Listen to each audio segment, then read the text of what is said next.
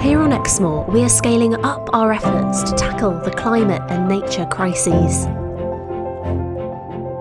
We have restored over 2,500 hectares of carbon-capturing peatlands. We are actively increasing woodland cover towards the recommended 17%.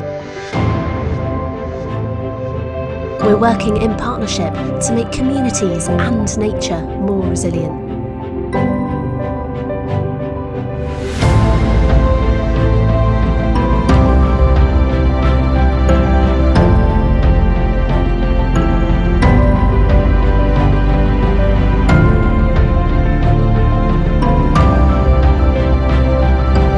It's our vision to see 75% of the national park managed for nature by 2050.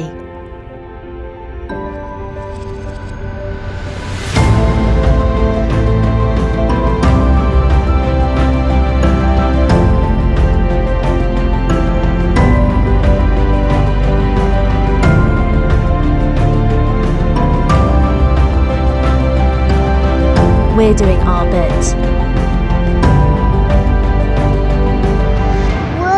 Help us do more.